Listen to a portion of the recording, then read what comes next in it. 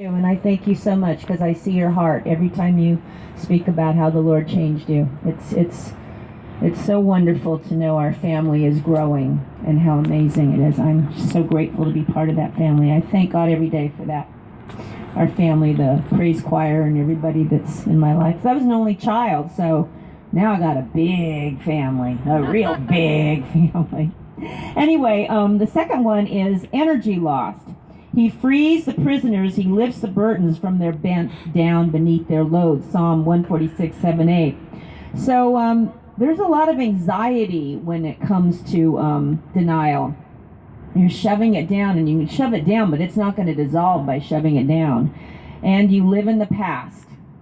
You live in the past, or you're living in the future, and you're not living in the present. And the present is where the change begins. That's where it all happens. You can't keep looking forward to it. I'll do it today, tomorrow. I'll do it tomorrow, whatever. Or you can't look back at what had happened to you.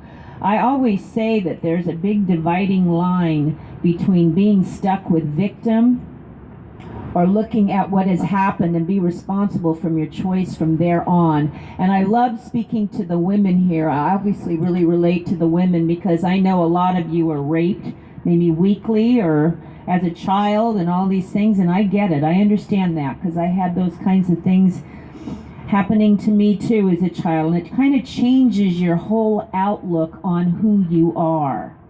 It kind of makes you think that you are not a treasure or precious in God's sight, that there is something wrong with you.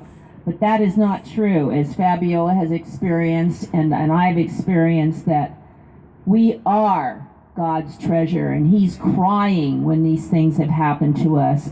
But we can choose and we can change with the Lord, His power.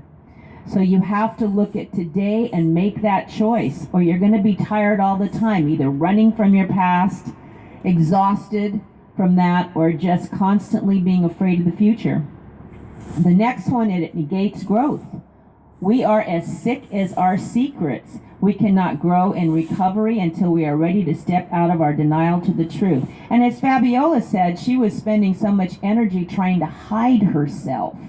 Lies and pretending. And we do that just because we want to fit in. Either we're scared and we don't want to be in the outcast world, or we just want to fit in and be loved and accepted and all those things. So we aren't able to grow that way. And God made us individually the most amazing treasure, each one of us in a different way. And if we don't become what He planned for us to be, we are literally wasting our life. So we have to face it, and we have to look at our paths and to be free from that. And that's what the Lord does. Jesus said the truth will set you free. The next one, number 3 for me, but is number 4, that's the most important one to me here, is isolates us from God. That is so huge. And we live in denial, and we're just running away from the truth, and we are isolating ourselves from God. And God's light shines on the truth. On the truth. Our denial keeps us in the dark. In 1 John 1, 5-7, God is light. In Him there is no darkness at all. If we claim to have fellowship with Him, yet walk in the darkness, we lie and do not live by the truth. But if we walk in the light, as He is in the light, we have fellowship with one another, and the blood of Jesus, His Son, purifies us from all sin. And this all started back with Adam and Eve. It all started when He asked them not to do something. And it wasn't just that they ate the fruit. That wasn't the only deal, even though they disobeyed. It was what they did from that. They rationalized. They said, it was her fault, and I'm going to blame her. I'm going to blame you, God, because you gave me this woman, and she made me do this, and all this stuff. And they were hiding from the truth. They were starting to blame. As our pastor Rick says, blame is like be lame. So we weren't being honest with God, and we were just hiding ourselves, and that's where it all began. So are you hiding from God? Are you hiding from God right now? Because He sure isn't hiding from you.